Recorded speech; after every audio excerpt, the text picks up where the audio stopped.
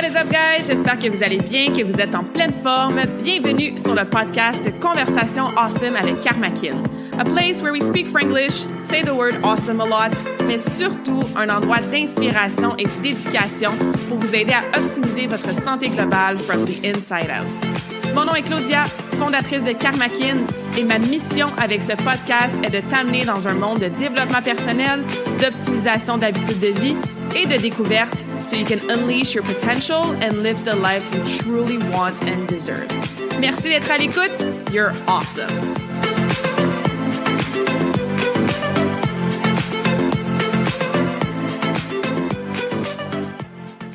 What is up, beautiful souls? Bienvenue dans la nouvelle conversation awesome de la semaine. On est au début janvier 2023. J'enregistre ceci en direct de Carthagène, en Colombie. Donc, heads up, je suis dans un appartement sur le bord de la plage. C'est absolument awesome, mais c'est aussi sur la rue principale. Donc, il y a beaucoup de trafic, il y a beaucoup de klaxons, il y a beaucoup de bruit. Fait que si vous entendez des petits bruits de fond qui ressemblent à du trafic puis des autos, ben c'est pas votre imagination, c'est vraiment parce que c'est ce qui se passe dans mon background. Donc, je suis super contente de vous faire un petit épisode solo aujourd'hui. On retourne à des bases, on retourne à des principes fondamentaux en nutrition. Puis, j'ai eu l'inspiration de cet épisode-là quand j'ai fait une consultation en nutrition avec Talia. Talia que j'ai eue sur le podcast il y a quelques semaines. On a fait une conversation awesome avec le spécial de la relève Karmakin. Ce sont des épisodes où est-ce que je m'assois avec des enfants, des adolescents qui ont un talent particulier ou une passion quelconque ou beaucoup de sagesse, là, puis de belles qualités pour leur jeune âge. Fait que si t'as pas écouté cet épisode-là, ben retourne en arrière là, de 2 semaines, je crois. C'était vraiment à la fin là, de l'année 2022. Donc, va écouter ça. Mais bref, pendant l'épisode de podcast avec Talia, elle me disait que ouais, nutrition, elle faisait ses recherches, elle essayait de voir vraiment qu'est-ce qui pouvait concorder à ses besoins, mais tu sais, comme elle savait pas trop, puis j'étais comme hey, je veux vraiment t'aider là parce que ton training, je sais qu'il est optimal puis que tu performes super bien. Puis c'est sûr que ta nutrition, c'est un pilier ultra important, autant pour la santé que la performance. Fait que bref, on a fait une consultation ensemble. C'est pendant cette consultation-là que j'ai expliqué en fait les macronutriments, qui est le sujet de la conversation awesome d'aujourd'hui, qui est vraiment de là que je pars en fait quand j'explique la nutrition à quelqu'un qui a pas beaucoup de connaissances ou qui veut vraiment repartir avec, comme je disais, les principes fondamentaux. Les macronutriments, on en a 3, hein, protéines, glucides, lipides. Puis je suis sûre que c'est des mots que tu as déjà entendus. C'est peut-être quelque chose que tu maîtrises aussi bien que moi, puis c'est tant mieux. Mais reste quand même à l'écoute parce que ça fait quand même du bien de se rappeler des petites choses des fois. Peut-être avoir de l'inspiration sur d'autres variétés de ces macronutriments-là parce que souvent, on a tendance à manger la même maudite affaire. Donc, ceci étant dit, pendant ma conversation avec Talia, j'étais comme « Ah ouais, je vais te partager un podcast ou un Facebook Live que j'ai fait sur les macronutriments. » Puis je me suis rendu compte que j'en avais jamais fait. J'en ai parlé brièvement quand j'avais fait mon épisode sur les principes fondamentaux en nutrition, vraiment au début du podcast. J'en ai abordé un petit peu dans les mythes sur la nutrition, qui est un autre épisode que j'ai fait. Mais vraiment avoir là, un gros chunk de genre une vingtaine, trentaine de minutes sur ces piliers-là, ces macronutriments-là, ben j'avais jamais vraiment fait ça. Fait que je me suis dit, OK, let's go, c'est le temps. En plus, on part l'année, puis c'est assez facile de se laisser un peu embarquer par des protocoles X, des diètes Y, faire le défi 30 jours de ci, embarquer sur le même régime que ta collègue. Mais comme, faut revenir à la base. Encore une fois, que ce soit pour tes performances, ta santé, les petites diètes miracles, ben ça fonctionne jamais sur le long terme. Donc, je trouvais ça encore plus pertinent de vous reparler ou de parler de ça en profondeur en début d'année pour que vous puissiez focusser sur optimiser la qualité, surtout, de vos macronutriments, puis aussi l'équilibre de ces macronutriments-là dans votre assiette. Parce que je vais en parler tantôt, hein, puis ça aussi, j'en avais parlé dans un des mythes, là. Je veux dire, les glucides, c'est pas nécessairement la peste noire. C'est difficile de mettre comment je pourrais dire ça? De mettre tout le blâme, ouais, c'est ça le mot que je cherchais, tout le blâme sur un macronutriment. Moi, je crois fondamentalement qu'on a besoin des 3. Donc, aujourd'hui, on va décortiquer les 3 ensemble pour que tu puisses faire des meilleurs choix, savoir comment mieux les équilibrer dans tes collations et dans tes repas, puis tout ça. Puis en focusant là-dessus, là, c'est sûr que ça va t'aider, puis ça va être dans un meilleur mindset que de faire un régime extrême ou d'être dans la privation. Tu vas être plutôt en mode ajout, en mode optimisation, ce qui est beaucoup mieux pour ton cerveau, ce qui est beaucoup mieux pour ton mindset aussi. Avant de rentrer dans le premier macronutriment qu'on va aborder, qui sont les protéines, je vais faire une petite parenthèse pour vous inviter dans le défi Dream Life complètement gratuit avec Armakin qui aura lieu du 22 au 28 janvier 2023. Donc, si tu écoutes cet épisode avant le 22 janvier 2023, va t'inscrire, va soit sur mon profil Facebook, sur mon profil Instagram, sur mon site Internet, tu vas voir le pop-up là, qui va apparaître. Je vais mettre le lien aussi dans la description du podcast. Mais va t'inscrire au défi Dream Life. C'est quoi le défi Dream Life? C'est 7 jours pour t'aider à te rapprocher, oui, de ta vie de rêve. Fait que si t'es fatigué d'être limité par ton manque d'énergie, t'as peut-être l'impression que tu cours toujours après ton temps, que tu vois pas les jours passer, peut-être que tu remets à plus tard tes projets, tes rêves, tes passions. T'as peut-être des habitudes, justement, de nutrition, de sommeil, d'activité physique qui sont inconstantes. Peut-être que tu priorises tout le monde sauf toi. Et des fois, peut-être que tu scrolls sur Instagram, puis là, tu vois telle personne qui fait telle chose, puis t'as comme un petit peu de jalousie, un petit peu d'envie, tu sais. Ou peut-être que t'es juste blasé ou t'es dans une routine monotone, puis t'as besoin d'un petit peu de plus, tu sais. Peut-être que tu commences l'année, justement, à chaque année avec les mêmes buts, les mêmes résolutions, puis tu les atteins jamais. Fait que si tu as répondu à oui, ou si tu te reconnais un petit peu dans une ou l'autre de ces questions-là, ben le défi Dream Life est pour toi. Parce que moi, je crois fondamentalement que pour manifester ta Dream Life, les ingrédients que ça prend pour la recette, c'est évidemment, des habitudes de vie qui sont en alignement avec tes désirs, tes objectifs. C'est une connexion, une connaissance de soi-même. Hein? Faut se connaître nos valeurs, nos objectifs. Ça ressemble à quoi, nous, notre Dream Life? Tu sais, parce que la mienne n'est certainement pas la même que la tienne et c'est tant mieux. Et évidemment, ben, ça prend une santé globale qui est optimale. Fait que j'ai monté ce défi de 7 jours-là. Tout se fait virtuellement. On va être dans un groupe Facebook et par courriel. On va avoir un appel de coaching en live le jour 1 et le jour 7. Oui, tu as accès aux enregistrements si jamais tu ne peux pas être là en live. Et après ça, du jour 2 au jour 6, je vais vous envoyer et vous publier des petites capsules d'informations pour vous aider avec des petits exercices, des petits devoirs de réflexion, de mise en action pour qu'en 7 jours, ben, tu aies une vision très, très claire de toi. En 2023, ça ressemble à quoi ta vie de rêve? Dans toutes les sphères de ta vie, mais aussi dans tous les piliers de ta santé, évidemment. Et 2, ben, tu as déjà mis en place des stratégies, des pistes d'action, un game plan pour que tu puisses t'en rapprocher là, de façon drastique. Fait que si tu as envie de reprendre confiance en toi, de connaître tes vraies valeurs puis vivre en alignement avec celles-ci, d'avoir plus de joie, de bonheur au quotidien, de ralentir, tu sais, pour que tu puisses mieux profiter de ta vie, du moment présent, de te donner la permission de te prioriser puis d'en prendre du temps pour toi, d'améliorer enfin ta santé de façon durable. Puis aussi, ben, tu sais, de connecter avec d'autres awesome ladies parce que c'est un gros défi de groupe. Donc, on va être dans la petite communauté, ben, la grosse communauté. Je l'espère vous voir en grand nombre. Donc, connecter avec d'autres femmes qui sont sur le même chemin que toi.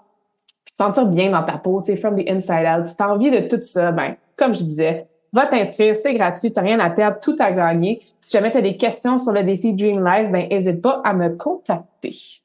All right, fin de la parenthèse, retournons dans nos macronutriments. Donc, commençons avec les protéines. Puis honnêtement, je vais garder ça, je vais donner l'information de valeur qui va vous aider, évidemment, comme j'essaie de toujours faire à chaque podcast. Mais je rentrerai pas nécessairement dans des gros détails de comment ça fonctionne dans le système digestif, puis dans le corps humain, puis quand tu manges, puis oui, un peu, mais si tu vas aller plus loin à ce niveau-là, c'est sûr que je préfère un podcast sur chaque macro. Fait que mon but, c'est que tu saches, ben, c'est quoi les protéines, c'est quoi leurs rôles principaux, parce que chaque macronutriment a plusieurs rôles, là. Donc, c'est quoi les principaux vraiment? Pourquoi c'est important d'en manger? Comment est-ce qu'on devrait les répartir dans notre journée? Quand est-ce qu'on devrait les inclure? En quelle portion à peu près?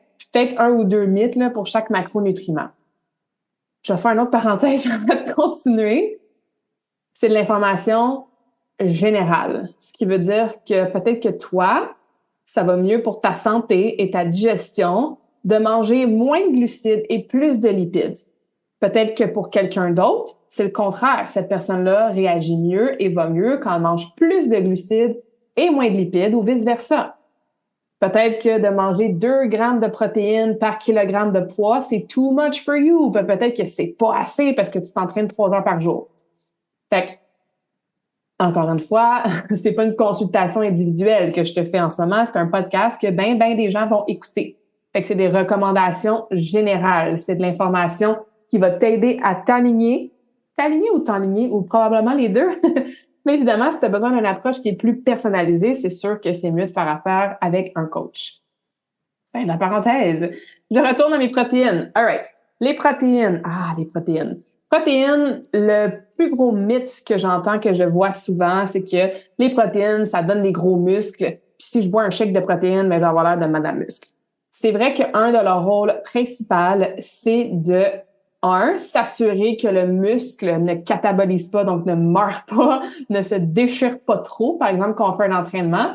Et deux, ben, s'assurer que le muscle récupère le plus optimalement possible, par exemple, après un entraînement. Donc oui, c'est sûr que protéines, les associer aux muscles en soi, c'est pas faux, c'est tout à fait vrai.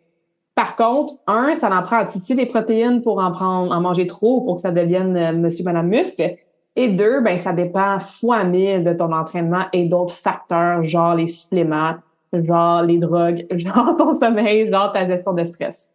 Okay? Donc, il faut pas avoir peur de manger trop de protéines. Évidemment, vous savez, je voyage beaucoup, beaucoup, beaucoup et c'est sûr qu'en Amérique du Nord, je trouve qu'on a quand même beaucoup de difficultés, ben, un peu partout, là, mais ici en Amérique du Nord, à avoir assez de protéines, surtout dans nos déjeuners. Fait qu'on va en reparler tantôt. Fait que ça aussi, c'est une problématique assez commune, là, que je vois souvent. Fait que les protéines, comme je disais, on associe ça aux muscles, on associe ça aussi à la croissance. Tout ce qui croît, qui grandit dans ton corps, mais on a besoin d'aide des protéines pour que ça se fasse. Que ce soit tes os, que ce soit ton poil, tes ongles, tes cheveux. Fait que tout ce qui grandit, qui est en croissance, évidemment, les protéines vont aider à ce niveau-là.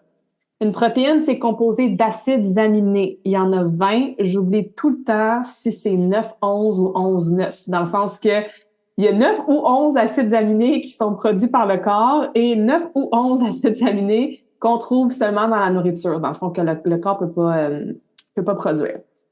Bon, on comprend le principe, là. T'as à peu près la moitié qui vient de la nourriture, des suppléments et à peu près la moitié que ton corps peut produire, évidemment, si les conditions sont propices à le faire. Pourquoi c'est important les acides aminés? Ben parce que ça prend des protéines complètes pour avoir cette variété-là d'acides aminés. Parce que oui, ils font partie des protéines, ils ont des rôles qui sont sensiblement les mêmes et très, très similaires. Mais chaque acide aminé a un petit quelque chose de différent. Je les connais pas toutes par cœur. OK? Donc, je vous inventerai pas je vous lirai pas des trucs que je peux faire une recherche sur Google. Mais par exemple, la glutamine, qui en est une que j'utilise assez souvent en supplément, ben, c'en est un acide aminé. Donc, il y en a, comme je disais, plusieurs. Et quand on fait des mix and match dans ces acides aminés-là, ben, ça peut amener différentes choses sur le corps. Tu sais, les fameux BCAA, là. Peut-être que vous avez déjà acheté ça, vous êtes peut-être fait dire par l'employé au Popeyes ou au gym que vous devriez prendre des BCAA comme supplément pour mieux récupérer. Ben, c'est une chaîne d'acides aminés qui est branchée, qu'on appelle. Donc, je pense qu'il y en a 4 ou 5 dans ces produits-là. Et c'est les acides aminés qui sont, théoriquement parlant, les plus optimaux pour aider à la récupération. Ceci étant dit, est-ce que tu es obligé de prendre des BCAA pour bien récupérer? Non. C'est certainement pas le produit que je recommande en premier. Je pense que c'est un peu une perte d'argent, à moins que tu sois à un niveau X ou que tu aies analysé dans des prises de sang très, très spécifiques qu'il t'en manquait un ou deux de ces acides aminés-là. Mais d'avoir une variété dans ton alimentation, de supplémenter au pire avec une poudre de protéines de qualité, c'est souvent bien suffisant au-delà de devoir acheter un supplément de BCAA. Donc, les protéines, j'aime les diviser en 2 catégories. C'est sûr qu'on peut les diviser en protéines animales et protéines végétales. Je pense que ça, c'est assez clair. Surtout qu'il y a beaucoup de gens qui mangent vegan ou qui sont végétariens. Fait que d'un côté, on a les protéines animales, bon, qui viennent des animaux, et de l'autre côté, des protéines végétales, donc qui viennent de plantes de sources végétales. Mais moi, je les divise un petit peu différemment. J'appelle ça les protéines de premier plan et les protéines de deuxième plan. Les protéines de premier plan, c'est des sources de protéines que tu n'as pas besoin d'en manger beaucoup pour avoir une grosse quantité de protéines. Par exemple, du poulet. Dans du poulet, là, il n'y a pas vraiment de glucides puis il n'y a pas vraiment de gras. Fait que c'est un aliment qui est très, très concentré en protéines, évidemment, animales. Fait que dans ma poitrine de poulet, que je mets, mettons, dans ma main, là, qui fit dans ma paume de main, ben, tu sais, j'ai facilement mon 20-25 grammes de protéines. Et j'ai pas besoin de manger 10 poitrines de poulet pour avoir un 20-25 grammes de protéines, ce qui serait une portion bien correcte pour, encore une fois, une recommandation générale d'un repas principal d'un adulte moyen. Encore une fois, je vais faire attention à ce que je dis comme recommandation parce que tout doit être individualisé, mais vous comprenez le principe. Fait que ça, c'est les protéines de premier plan. Les protéines de deuxième plan, c'est des protéines qui contiennent aussi des glucides et ou des lipides. Ce qui veut dire qu'elles sont moins concentrées en teneur en protéines. Donc, tu as besoin d'en manger une beaucoup plus grosse quantité pour avoir un nombre de protéines suffisant. Fait que si je reprends mon exemple de 20-25 grammes de protéines que je voudrais avoir, par exemple, dans mon lunch ou dans mon souper, ben, si ma seule source de protéines, c'est du fromage dans ma grosse salade, ben, il faut que tu en manges en titi du fromage pour atteindre ton 20-25 grammes de protéines. Parce que dans ton fromage, ben, tu as aussi du gras, tu as aussi des lipides. L'autre exemple, tu vas peut-être pas m'aimer, mais ça, c'est l'exemple que je donne souvent parce que je sais que ça ramène un peu les gens sur terre. C'est le fameux beurre d'arachide, hein? D'arachide, oh my God. Je pense que j'ai dit arachide. Je vais le laisser, je l'enlèverai pas au montage parce que c'est vraiment pas. Donc, du peanut butter, du beurre d'arachide que tu mets sur ta toast le matin et tu penses que ça, c'est ta source de protéines. J'ai des mauvaises nouvelles pour toi. Le beurre d'arachide, attention, contient aussi évidemment beaucoup de lipides. Hein. C'est en fait une source de lipides plus qu'une source de protéines. Et ça te prendrait 600 calories de beurre de pin pour avoir un 25-26 grammes de protéines. Et ça, c'est à peu près 55 à 60 grammes de gras. Donc, ça t'en prend, encore une fois, en titi du peanut butter pour avoir assez de protéines pour un repas principal. Donc, ça, c'est les protéines de deuxième plan. Ils ont leur place. C'est sûr qu'ils ont leur place. Je suis pas en train de dire de jamais manger de fromage ou jamais de manger de beurre de noix en soi. Mais de se fier seulement sur ces sources-là pour en avoir assez, malheureusement, ça fait en sorte qu'on est souvent en carence alimentaire au niveau des protéines, évidemment, si on adopte cette stratégie. Fait que des exemples, protéines de premier plan, ben, c'est surtout les protéines animales. Donc, qu'est-ce qui est poisson, viande, volaille, des œufs, du yogourt grec, la poudre de protéines. Mettons, si vous mangez du soya, genre du tofu, on peut mettre ça là-dedans. Fait qu'encore une fois, c'est assez flagrant, là, les aliments qu'on sait qui contiennent surtout des protéines. Les protéines de deuxième plan, ben, c'est effectivement surtout, mais non exclusif, à qu'est-ce qui est plutôt végétal comme source. Fait qu'on pense à, oui, toutes les noix, toutes les graines. On peut penser à certains produits laitiers comme le fromage, le lait. On peut penser, par exemple, à les lentilles, pois chiches, légumineuses, au quinoa, hein, qui sont des sources de glucides, mais qui ont aussi des protéines dedans. Fait que dans cette catégorie-là, encore une fois, comme on a un deuxième ou même souvent, pas souvent, mais parfois un troisième macronutriment dans l'aliment, ben encore une fois, il faut juste faire attention à nos portions ou compléter et mix and match. Qu'est-ce que je veux dire par mix and match? C'est que, évidemment, par exemple, pour ceux qui sont véganes ou qui mangent végétarien, ça peut être parfois difficile d'aller chercher un 30 grammes de protéines qu'on aurait dans un saumon ou dans un steak. Et je parlais des acides aminés tantôt. C'est important d'avoir des protéines qui sont complètes. Dans un steak, tes protéines sont assez complètes. Dans une amande, peut-être moins. Fait que dans ta journée, assure-toi d'avoir différentes sources variées de protéines pour que, at the end of the day, tu aies une variété d'acides aminés qui forment des protéines complètes à travers tes repas pour que tu puisses avoir tous les bénéfices que les protéines amènent. Fait que par exemple, dans ta salade, tu as peut-être une poignée d'amandes, une petite poignée de graines de citrouille, puis un genre de 30-40 grammes de fromage. Tu as comme 3 sources de protéines végétales. Chacune d'entre elles ne t'amène pas 20 grammes chaque, mais combinées ensemble, ils amènent des acides aminés différents et ça fait augmenter ta portion de protéines sans faire buster tes calories à 600, par exemple, de beurre d'arachide. OK? Donc, est-ce que j'ai autre chose à dire pour les protéines au niveau des deux sources? Ben, pas des deux sources, mais des deux catégories. Je pense pas. Maintenant, comment on les inclut dans notre journée? Il faut en manger combien? Puis tout, puis tout. C'est sûr qu'il y a des calculs qu'on peut faire sur les protéines. Je pense que le plus connu, c'est genre, tu vois, même moi, je sais plus par cœur, là, 0,6 à 1,2 grammes de protéines par kilogramme. Par contre, plusieurs recherches et mon opinion personnelle et par expérience avec mes clientes et même avec moi-même, je trouve que c'est pas tant que ça. Je suis là quelques personnes en ligne qui sont vraiment, vraiment connaisseurs de la nutrition. Puis ils recommandent parfois ce même calcul-là, mais au lieu de faire en kilogrammes, de faire en livres. Fait que t'as comme le double. Fait que, tu sais, un pour un, si jamais tu veux pas te mêler en kilos, tu sais, mettons que tu pèses 75 kilos, ce qui serait 75 kilos fois 2,2, ça fait à peu près, et bon, on est dans les maths, c'est autour de 160, 165, je pense. Fait que, tu sais, 165 en livres, bon, 75 en kilos, à peu près, là. Tu sais, minimum 75 grammes de protéines dans ta journée. Est-ce qu'on veut se mettre à peser notre nourriture puis à calculer tout au chiffre près? Non.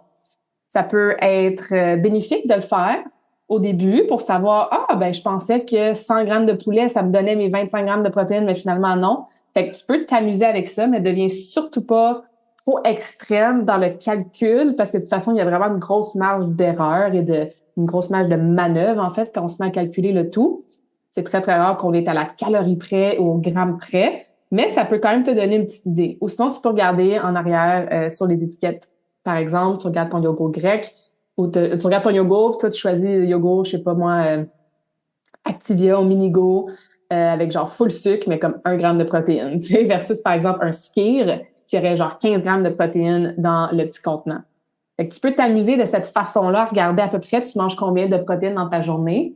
Et comme je disais, si, encore une fois, ça dépend, là, si tu manges 6 fois par jour, va pas chercher 30 grammes de protéines à chaque repas. Si tu manges 2 fois par jour, ben va chercher plus que 30 grammes de protéines à chaque repas, à moins que tu pèses moins pas mal moins que le calcul. Mais la règle d'or avec les protéines, pour te simplifier la vie, là, à chaque fois que tu manges, que ce soit un repas principal ou une collation, on devrait trouver une source de protéines dans ton repas ou ta collation. Fait que demain matin, quand tu regarderas ton déjeuner, regarde, OK, c'est quoi ma source de protéines? C'est une protéine de premier plan ou de deuxième plan? Est-ce que j'en ai en quantité suffisante par rapport au reste de mon repas et par rapport à, évidemment, mes besoins? Et commence là. Tu sais, genre déjeuner avec un croissant, un muffin, 2 toasts de pain blanc ou brun. Hein, du pain, c'est des carbs. Avec, c'est ça, un petit peu de beurre d'amande ou du Nutella avec un verre de jus. Ou manger du griot avec du miel puis une banane. Ou manger un gros bol de yogourt avec full de granola puis des petits fruits puis du miel. Ben, c'est pas nécessairement que tout ça, c'est des mauvais aliments, mais tu sais, t'as pas assez de protéines pour ton déjeuner. Même chose pour les collations, c'est souvent problématique. Une Bartone, des petits poissons, un muffin, une pomme. Il manque de protéines. Souvent, les protéines de deuxième plan, c'est là qu'on peut les inclure en collation. Une poignée de noix du Brésil ou une poignée de graines de citrouille ou une petite pudding de graines de chia ou un œuf à la coque. En collation, tu sais, une petite tranche de saumon fumé, du beef jerky, un petit truc de yogourt grec avec des petites noix dedans ou peu importe. Mais c'est souvent c'est pour ça que je commence toujours avec lui, là. C'est souvent le macronutriment qui amène un petit peu plus de difficulté par rapport à la quantité et à la répartition, durant la journée. Parce que je veux dire, au lunch puis au souper, c'est assez facile habituellement. C'est là qu'on va manger, soit du poulet, du poisson, du steak, on va se faire une salade ou un stir-fry avec du tofu ou quoi que ce soit, tu sais. Mais déjeuner, collation, là, essayez de voir puis mettre un petit peu plus d'emphase là-dessus. Évidemment, si vous prenez des collations, hein, il y a des gens qui prennent pas de collation, qui sont encore vivants, là. Vous n'êtes pas obligé de snacker toute la journée, mais on comprend ce que je veux dire. Ça ressemble à ça pour les proteins. Qu'est-ce que je pense de la poudre de protéines? Je pense que tout le monde devrait avoir un contenant de poudre de protéines de bonne qualité dans son armoire. Pas nécessairement pour remplacer des repas, en fait, surtout pas pour remplacer des repas, mais pour les inclure rapidement dans certains repas ou dans certaines collations qui seraient peut-être un peu plus dures à aller chercher nos protéines. Par exemple, le matin, moi, j'adore mettre une scoop de protéines dans mon gruau, surtout autour de mes trainings, là. C'est quelque chose que je digère super bien. Le gruau, ben, c'est des carbs, donc c'est des glucides. Fait qu'avec ma petite scoop de poudre de protéines, ben, je suis good pour mes workouts. Puis c'est super bon parce que j'ai une poudre qui est à la saveur de chocolat, fait que ça goûte genre vraiment bon en plus. J'aime ça d'en mettre dans des boules d'énergie, dans des pains aux bananes, évidemment dans des smoothies, hein. Mettons que tu mets ton lait d'amande avec des graines de chia et plein de fruits, ben, tu sais, tu manques de protéines, tu rajoutes une petite scoop, puis parfait, ça te rajoute ta teneur en protéines. C'est super rapide aussi. Après un entraînement, mettons que tu es au gym, tu as ta collation d'après-midi, tu n'amènes pas nécessairement un steak dans ton sac de gym. Tu prends ta petite poudre de protéines avec un fruit dedans ou à côté, dans de l'eau, tu mélanges ça, puis voilà. Donc, Moi, j'adore XPN. Ils sont sur mon site web. Si jamais sur la page Explore, j'ai un code promo avec eux, Karmakin XPN. XPN, devrais-je dire, mais XPN en anglais. Qui te donne 10% de rabais. Là, ils font la livraison gratuite quand tu as des commandes de 100 $ et plus. Et c'est une compagnie canadienne. Je connais certaines des personnes qui ont travaillé les produits. Donc, je sais, je fais confiance que c'est des produits d'excellente qualité. Sinon, il y a les compagnies de la Nouvelle-Zélande ou la compagnie ATP, qui est le compétiteur à XPN aussi, si jamais, qui sont des bonnes marques. Mais poudre de protéines, faites attention à ce que vous achetez. Assurez-vous que la liste d'ingrédients est très, très courte, que la compagnie est de bonne qualité. Si vous les connaissez pas, ben allez-y avec des recommandations, tout simplement. Ça va vous empêcher d'acheter de la scrap et d'acheter de la poudre, tu sais, qui a un petit goût, là, puis qu'on est pas capable de digérer, puis qu'on rote pendant 3 heures, là. Ouais, si ta poudre de protéines n'est pas de bonne qualité, ben, c'est sûr que tu vas avoir de la misère à la digérer. Donc oui, je suis pour la poudre de protéines, pour, comme je te disais, l'inclure et non ne boire que ça pour remplacer des repas. Mais évidemment, à toi de voir là, si ça peut convenir à tes besoins et aux besoins de ta famille. Dernière chose que je veux dire sur la protéine, c'est les barres de protéines, les barres protéinées. Il y en a qui ont de l'allure, il y en a qui sont de bonne qualité, il y en a que la liste d'ingrédients est courte, que les ingrédients sur la liste sont naturels. Donc oui, ça peut devenir quelque chose, encore une fois, de très pratico-pratique. Mieux de manger une barre de protéines de bonne qualité que de manger une Kit Kat ou que de manger un Nature Valley ou que de manger une barre spécial K, genre. C'est sûr que ça reste que c'est un aliment qui a été transformé. Il y a probablement des choses dans le produit, à moins d'acheter quelque chose de super bonne qualité, qui sont peut-être pas genre 100% naturels. Même chose, à vous de voir la liste d'ingrédients, d'y aller avec quelque chose de bonne qualité. Vite comme ça, moi, j'achète pas de barre de protéines, mais il y a Midday Square, qui sont plus comme une barre de chocolat, mais ils ont des protéines dedans.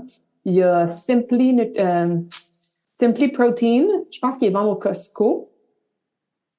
Il y a, mon Dieu, ça fait longtemps, j'ai pas donné de recommandations ou moi-même acheté des barres de protéines. Mais bref, si jamais vous avez des questions, vous envoyez au magasin ou vous en achetez, vous n'êtes pas sûr, ben envoyez-moi-les et je vais pouvoir vous aider en regardant évidemment la liste d'ingrédients. Alright, passons au deuxième macronutriment. On va aller avec les glucides. Les glucides aussi, j'aime bien les diviser en différentes catégories. Puis, vous rappelez que non, ce ne sont pas les ennemis, les glucides. C'est pas la peste noire. Il ne faut pas les éviter à tout jamais. Il faut juste mieux les comprendre, mieux les intégrer, puis comme avoir des meilleurs choix. Puis aussi faire attention à nos portions parce que c'est assez difficile de manger trop de poulet dans la vie, mais manger trop de pâtes ou trop de biscuits ou trop de chips, c'est assez facile. Donc, c'est surtout ça le problème avec les glucides, c'est qu'on mange pas les bons types de glucides et on en mange trop, tout simplement, parce que sont dans tout. Le rôle des glucides, il y en a plusieurs. Par exemple, la nourriture du cerveau. Le cerveau a besoin de beaucoup de glucose pour fonctionner. C'est une source d'énergie qui est très rapide, dans le sens que si tu donnes à ton corps protéines, glucides, lipides en même temps, le corps va aller chercher les glucides en premier pour l'énergie. Quand tu le manges, ton glucide, il se transforme en glycogène, il s'en va dans les muscles, il s'en va dans ton foie, puis il est comme, OK, je suis prête là. Quand le corps a besoin d'énergie, ben let's go, je vais lui donner, puis l'énergie reste facilement accessible. C'est vraiment quand le corps a tout vidé les réserves de glucides qu'il va aller chercher le gras, les lipides comme source d'énergie. On va en parler après. Donc, source d'énergie rapide, nourriture du cerveau. Comme je disais, je les divise aussi en plusieurs catégories. Je pense que la meilleure façon de faire, c'est d'un bord les glucides simples et de l'autre côté les glucides complexes. Dans les glucides simples, je vais aussi les diviser en deux, dans le sens que d'un bord, je mets les fruits et les légumes. Les fruits et les légumes, oui, ce sont des glucides. Fait que quand j'entends « Oh mon Dieu, il faut plus jamais manger de glucides de notre vie », ben les fruits et les légumes sont là-dedans. Les fruits, glucides simples, c'est du fructose, c'est du sucre. C'est du sucre naturel. Ça dit fructose. Est-ce que ça a un effet sur ton taux de sucre sanguin? Absolument. Par contre, ça vient avec des fibres, avec de l'eau, avec des vitamines, avec des minéraux, des antioxydants, puis tout ça. Fait que je suis pas tant d'accord à dire qu'il faut éliminer les fruits à tout jamais. Est-ce qu'on devrait manger 7 bananes par jour? Non. Mais tu sais, encore une fois, recommandation très, très, très générale, avoir genre 2 portions de fruits par jour. T'engraisseras pas avec ça puis tu feras pas de diabète avec ça. On s'entend? Si tu veux les garder plus tard dans ta journée pour avoir un déjeuner qui est plus bas en glucides, parce que en fait, j'en ai pas tant parlé tant que ça, là. J'ai parlé surtout des protéines qu'on manquait souvent au déjeuner. Ou si tu veux, comme je disais, les garder plus après ton workout, parce que c'est une bonne façon d'aller chercher de l'énergie rapide, refaire nos réserves de glycogène dans les muscles grâce à des glucides simples. Tu peux le faire. Si tu préfères être dans les berries, les petits fruits, parce qu'ils ont peut-être moins de sucre, tu peux le faire aussi. Mais tu sais, je pense vraiment que dans une alimentation équilibrée, les fruits ont certainement leur place. Après, les légumes aussi, c'est des glucides simples. Par contre, ils ont moins de sucre, ils ont plus de fibres. Fait qu'il y a comme plein de légumes. Et là, on commencera pas à différencier genre les carottes des brocolis, puis les cocombes des piments rouges. Moi, pour la cause, je les mets toutes dans la même catégorie. Est-ce qu'il y en a des légumes qui sont un peu plus caloriques que d'autres? Oui. Est-ce qu'il y a des légumes qui affectent un petit peu plus le taux de sanguin que d'autres? Oui, c'est sûr. Mais là, on est vraiment dans des mini détails que si tu es à l'écoute en ce moment, je suis pas mal certaine que tu n'as pas besoin de fier là-dessus. La chose importante pour les fruits et légumes, c'est la variété. Parce que, comme je disais, ils contiennent des vitamines, des minéraux, puis plus on mange varié, surtout en termes de couleur de fruits et légumes, bien plus on a une variété puis une diversité de ces vitamines et minéraux-là. Moi, je les appelle les petits ouvriers. On appelle ça les micronutriments. Hein. Là, je vous parle de macros, glucides, protéines, lipides. Les micronutriments, ben c'est ça, c'est les vitamines, minéraux, polyphénols et tout ça. Donc, les petits ouvriers, ce qu'ils font, c'est qu'ils aident toutes les fonctions du corps à faire leur job de façon optimale. Fait que c'est une carence en magnésium, une carence en vitamine A, en vitamine, je sais pas moi, B, en potassium, en fer, ben, il va y avoir des petits symptômes dans ton corps qui vont se faire sentir et il va y avoir des procédés, des processus qui se passent à chaque seconde de ta vie qui seront pas faits de façon optimale. Fait que c'est pour ça que c'est important d'aller chercher des couleurs variées parce que les légumes verts vont peut-être t'amener full de fer, mais les légumes oranges vont peut-être t'amener de la bêta-carotène, puis qu'est-ce qui est rouge va peut-être t'amener plus de, je sais pas moi, vitamine A. Donc, c'est important d'aller chercher cette variété-là. Fait qu'au lieu de toujours acheter tes pommes, puis tes bananes, puis tes oranges, ben peut-être que la prochaine fois, achète une poire, achète des kiwis. Je sais, si t'es au Québec, on n'a pas toujours une belle grande variété de fruits et légumes, surtout durant l'hiver, mais amuse-toi avec ça, tu sais, choisis un légume que ça fait super longtemps que tu n'as pas acheté ou que tu connais même pas, puis figure out comment le cuisiner, comment l'intégrer à certaines recettes. Ok, c'est super important. Comme je disais, les fruits, tu peux les inclure dans ta journée, une à deux portions autour de tes workouts ou n'importe quand, vraiment. Là, encore une fois, on est dans du détail. Les légumes, ben aussi, en quantité industrielle, on mange toutes pas assez de légumes, moi inclus. Puis une façon facile là, de manger plus de légumes dans la vie, c'est que si habituellement, tu manges la moitié d'un piment dans ta salade, ben mets le piment au complet. Tu sais, si tu mets 4 bâtonnets de carottes dans ton Ziploc Tupperware ou peu importe pour aller travailler, ben mets-en 8. C'est juste de doubler la portion que tu fais déjà. Tu l'as déjà l'aliment, tu es déjà en train de le couper ou de le laver. Ça fait juste rajouter un petit peu plus dans ta portion à chaque collation ou chaque repas que tu en manges. Puis ça va t'aider à augmenter ta quantité à la fin de la journée. Fait que ça, c'est ma sous-catégorie de glucides simples. Après, la deuxième sous-catégorie, ben c'est là qu'on met ça dans ce que j'appelle les aliments différents. Fait que c'est tout ce qui est sucré, hein, simple, dans sa forme simplifiée, donc ça se digère très vite et ça a un méga impact sur, comme je disais, le taux de sucre sanguin. Puis le taux d'insuline, c'est la chose qu'on veut équilibrer le plus possible. Il y a tellement de maladies, de problématiques, de symptômes, de dysfonctionnements dans le système digestif. Il y a tellement de conséquences inconfortable ou vraiment négative d'avoir un taux de sucre sanguin qui est all over the place durant la journée, que le plus qu'on peut le garder stable, ben le mieux que ça va être pour pas mal tout en lien, encore une fois, avec notre santé. Fait que les glucides simples, ou plutôt à part des fruits et des légumes, c'est la catégorie d'aliments qui affecte le plus notre taux de sucre. Pense à tout ce qui est blanc, tout ce qui est bon au goût, tout ce qui est ce que j'appelle vide de calories, dans le sens qu'il n'y a pas grand-chose de bon dedans, mais ça goûte bon dans la bouche. On met ça dans les glucides simples. Croustilles, frites, des bonbons, des croissants, des muffins, des pâtes blanches, du pain blanc, des choses qui ont beaucoup d'amidon aussi. Tu sais, des fois, les gens, j'ai acheté un pain blanc, mais il n'y a pas de sucre dedans. Ouais, mais il n'y a probablement pas de fibres. Fait que ton 20 grammes de carbs, c'est de l'amidon. Puis de l'amidon, une fois que l'aliment a passé la bouche, donc la première étape du processus de digestion, ben, ça fait pas mal le même effet sur le corps que le sucre, malheureusement. Donc, vous les savez, vous les connaissez, ces aliments-là, hein. Fait qu'il faut garder ça dans notre 10 à 20 d'aliments différents durant la semaine qu'on prend avec modération pour des occasions spéciales ou en petite quantité ou peu importe. Right? De l'autre côté, on a les glucides complexes. Donc, ça le dit, hein, sont dans leur forme complexifiée.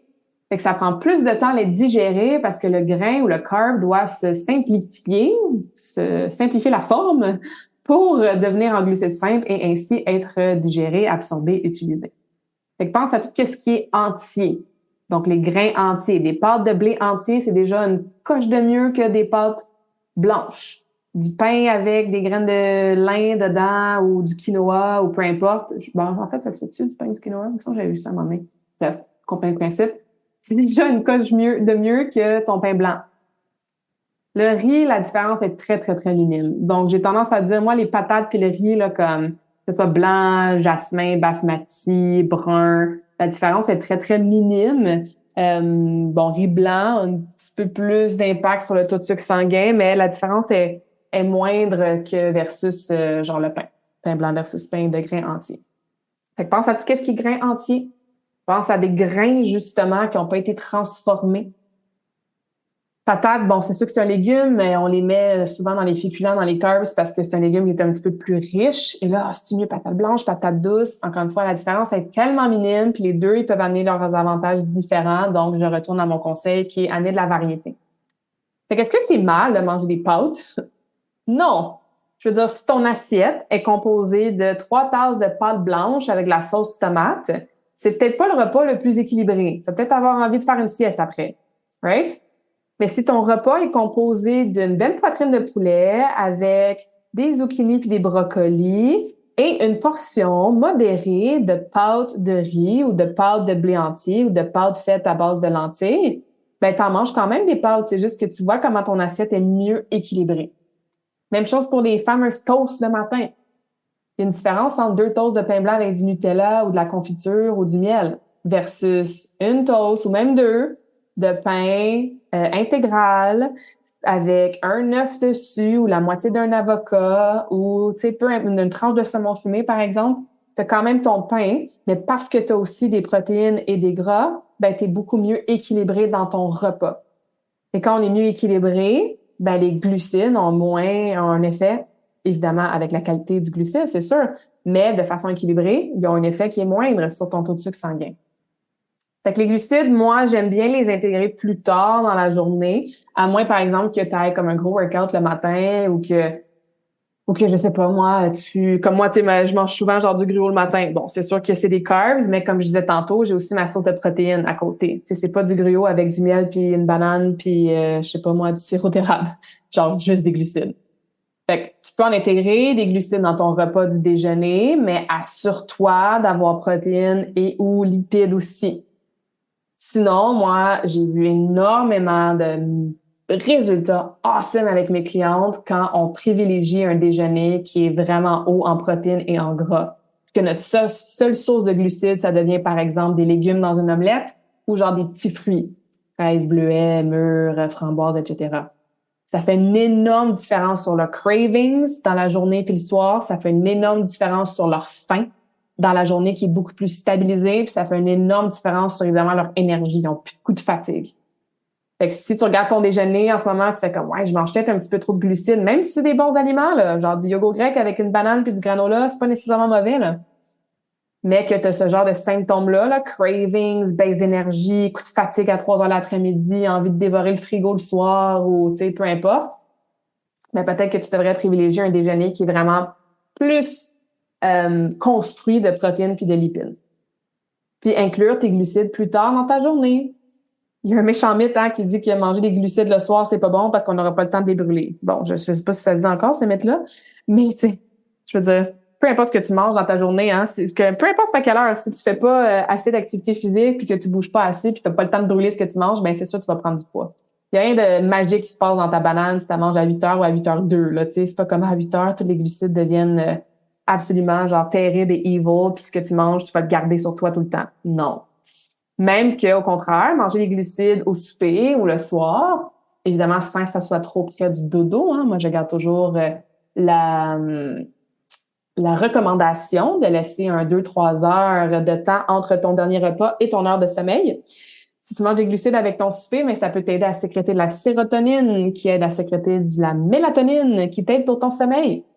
Fait que ouais, manger un petit bol de fruits ou manger des patates avec ton souper ou une petite pelletée de riz, quoi que ce soit, mais ça peut littéralement t'aider à sécréter les bonnes choses pour que tu sois dans un état optimal pour pouvoir dormir. Il n'y a rien de magique là-dedans, là. C'est sûr que si t'as ta tablette ou ton téléphone à 2 pouces de ton visage jusqu'à temps que tu tombes endormi, ben, c'est pas parce que tu as mangé une patate que ta mélatonine va être sécrétée de façon optimale. Elle risque de descendre parce que tu as de la lumière bleue d'en face. Mais c'est des petits trucs comme ça qui font effectivement une différence sur la façon qu'on métabolise nos glucides et qu'on les utilise surtout, ou la façon qui impacte notre corps. Puis dans ce cas-ci, notre sommeil.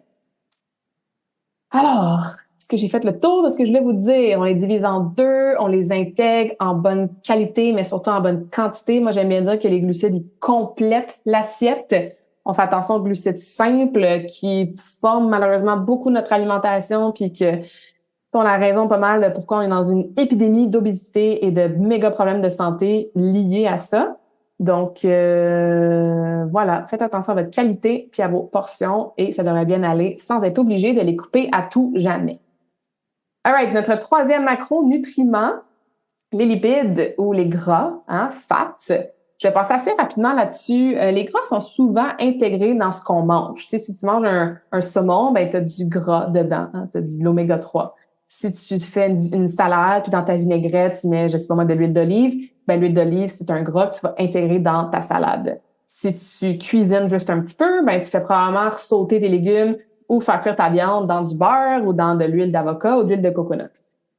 Fait que c'est rare qu'on doit se dire, je dois intentionnellement rajouter une source de lipides à chaque repas. Les lipides, ils ont leur place.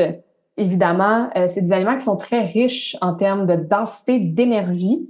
Donc, je vous disais que les glucides, c'est l'énergie première rapide, mais les lipides, c'est vraiment le macronutriment qui amène le plus d'énergie au corps par son nombre de calories par portion. Pense à genre une petite cuillère de l'huile d'olive là, que t'as comme 80 calories, tu sais, versus 80 calories de brocoli, il faudrait que tu manges ton champ au complet, là, tu sais. Fait que c'est très dense en termes de calories. C'est aussi assez facile de trop en manger et surtout manger des gras qui sont moins optimums pour la santé. Pense à, je sais pas moi, ton croissant ou ton petit muffin du Tim Hortons que tu déposes sur la table, puis là, tu le reprends, puis il y a comme une petite couche de gras qui est restée sur la table. Là. Mais c'est peut-être pas de l'huile qui est très, très, très saine pour toi. OK? Fait que je les divise en 2 aussi, mais tu sais, de façon huile qui est bonne pour la santé, pas huile, pardon, mais lipides qui sont bons pour la santé, puis lipides qui sont peut-être moins bons pour la santé. Fait que moins bon, pensez à tout ce qui est transformé, tout ce qui provient des restaurants, ça c'est certaines huiles, genre là, il y a beaucoup de débats là-dessus, là, mais tu sais, l'huile évidemment de palme, l'huile végétale, de l'huile hydrogénée, transformée, tout ça. Ensuite, il y avait un gros débat sur l'huile de coco, sur le coconut en soi. Il y a plusieurs années de ça parce qu'on disait, OK, tout le gras saturé, c'est vraiment néfaste, ça va donner des crises de cœur pis tout. Encore une fois, ça revient à la nature de ton aliment. Ça devient aussi à la façon que le gras saturé est composé au niveau de ses chaînes. Par exemple, encore une fois, je suis pas une experte dans ces termes-là, mais par exemple, des triglycérides, des chaînes, j'ai le nom en anglais en tête, mais ça ne vient pas en français. Mais bref, chaque gras n'est pas monté de la même façon, n'est pas formé de la même façon, il n'a pas le même impact sur le corps. Fait qu'est-ce qu'il faut éviter le gras saturé comme la peste noire? Non. Mais est-ce qu'au lieu d'aller manger au resto à tous les jours, est-ce que c'est plein d'huile, littéralement, genre, fabriquée, versus faire cuire des trucs dans l'huile de coconut? On s'entend qu'il y a une différence de qualité, même si les deux, ce sont des gras saturés. Dans les bonnes sources de gras, de lipides, on en a, comme je disais, inclus dans certains aliments qu'on a déjà mentionnés. Par exemple, certains poissons, fromage, yogourt grec, tout ce qui est noix, graines, tout ce qui est huile, avocat, coconut, olive et tout ça. Fait que c'est des aliments qui peuvent avoir une petite source de protéines, genre nos protéines de deuxième plan, ou non, qui sont du pure fat, par exemple du beurre. Mais comme je disais, il en faut pas beaucoup pour avoir notre portion suffisante. Et comme ils sont très riches en calories, on ne veut pas nécessairement manger 3 avocats par jour. On veut pas nécessairement manger du bacon à tous les matins non plus. Pas juste parce que c'est gras, là, il y a d'autres raisons. Mais encore une fois, ça revient un petit peu à ce que je disais pour les glucides, hein, la qualité de l'aliment et la quantité. Mais sont importants. On peut vivre sans glucides. Est-ce que je recommande? Non. Mais on peut pas survivre sans lipides, on peut pas survivre sans protéines. Fait que assurez-vous à la fin de la journée, quand vous regardez un peu ce que vous avez mangé, est-ce que vous avez des sources de lipides, soit inclus déjà dans vos repas ou que vous avez rajouté, par exemple, un demi-avocat dans ta salade, une poignée de graines de je sais pas quoi en collation, et le soir, vous avez décidé de manger du saumon, par exemple. Okay, donc, ça en prend à tous les jours, mais évidemment, on fait attention à nos portions et à la qualité, ce qui est de toute façon une règle de base pour n'importe quel macronutriment. Je pense que ça fait le tour. C'est sûr que j'oublie plein d'aliments. Il y a peut-être des aliments que tu manges à chaque jour puis que j'ai pas nommé. Tu te demandes ça va dans quelle catégorie. C'est sûr qu'il y a plein d'aliments qui contiennent genre les trois. Fait que tu fais comme, tu sais, mettons un œuf, là. Dans un œuf, il y a des protéines, oui. Mais tu sais, il y a aussi du cholestérol, du gras, là, du gras saturé. Il y a aussi genre 1 ou 2 grammes, je pense, de glucides. Un sac de noix, c'est la même chose, là. Regarde ton paquet de noix, là. Il va avoir un chiffre à côté de protéines, à côté de glucides, à côté de lipides. Fait encore une fois, je vous dis tout ça pas pour que vous commenciez à tout calculer avec une calculatrice, peser votre nourriture, faire des grosses listes, tout ça, mais de regarder votre ensemble d'habitudes générales et quotidiennes. Parce que oui, on mange souvent la même affaire tout le temps, OK? Fait que écris-le quelques jours, puis tu fais comme, OK, ouais, vois qu'est-ce qui saute au visage. Genre, ouais, mon déjeuner, j'ai jamais de protéines. Ah, ouais, à mon souper, ouais, je mange comme un légume à chaque 3 jours. Fait que vas-y avec qu'est-ce qui saute au visage pour que tu puisses équilibrer, hein, ça c'est un mot important, équilibrer tes assiettes. Et comme je disais, quand je vais l'avoir fini, là, ma boîte de pâtes blanches, tu sais, peut-être que la prochaine fois que je retourne à l'épicerie pour acheter une nouvelle boîte de pâtes, je vais regarder voir si je peux pas acheter des pâtes de riz ou des pâtes de quinoa ou au moins des pâtes de blé entier, tu sais, si ça me dérange pas de manger du gluten. Fait que c'est comme ça qu'on améliore la nutrition step by step. Et comme je disais, tout part des macronutriments, de comprendre ces 3 catégories d'aliments-là qui ont tous leur place, qui ont tous leur rôle et qui peuvent tous souvent être optimisés dans nos journées. Si jamais tu as des questions sur quoi que ce soit en lien avec les macronutriments, écris-moi claudia@carmapine.ca. Si jamais tu as besoin d'aide avec certains aliments que t'es pas sûr ou t'as trouvé, comme je disais, une boîte de crackers ou genre des galettes de riz ou des choses qu'on n'a pas mentionnées aujourd'hui, puis tu sais, tu te demandes dans le fond si, ça va dans quelle catégorie ou tu sais, 2, s'il y a peut-être pas un c'est quoi le mot, une option, un choix qui serait plus optimal, ça me fait toujours plaisir de vous aider. Fait que c'est pour ça que je suis vraiment excitée aussi pour le défi gratuit qui s'en vient. Là, ça fait longtemps qu'on n'a pas fait de quoi ensemble dans une communauté fermée. Je pense que la dernière fois, c'était à l'automne 2021. On avait fait une retraite virtuelle de 3 jours. Ça avait été tellement un beau moment. Fait que j'ai super hâte de pouvoir être là avec vous pendant 7 jours cette fois-ci, comme on va all in. All in, all in, all in. Donc, voilà. Je vous laisse sur un quote par rapport à la bouffe, évidemment, parce que c'est le thème d'aujourd'hui. J'espère vous revoir en grand nombre sur le prochain épisode, mais surtout dans le défi Dream Life. Et le quote que j'ai choisi pour vous aujourd'hui.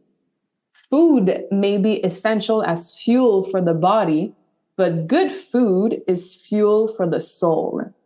Donc, la nourriture, c'est sûr que c'est essentiel comme source d'énergie pour le corps, mais de la bonne nourriture, c'est une source d'énergie qui est essentielle pour l'âme. Puis pourquoi j'ai choisi celui-là? Parce que je sais que vous voulez peut-être perdre du gras, je sais que vous voulez améliorer votre digestion, je sais que vous savez plus quoi manger pour souper, puis vous savez plus quoi mettre dans les lunchs des enfants, ok? Mais au-delà de toutes ces informations-là très techniques, au-delà de l'éducation, des ingrédients, des macronutriments, des calories, faut pas oublier que la nourriture fait partie de notre quotidien, genre 3, 4, 5, 6 fois par jour.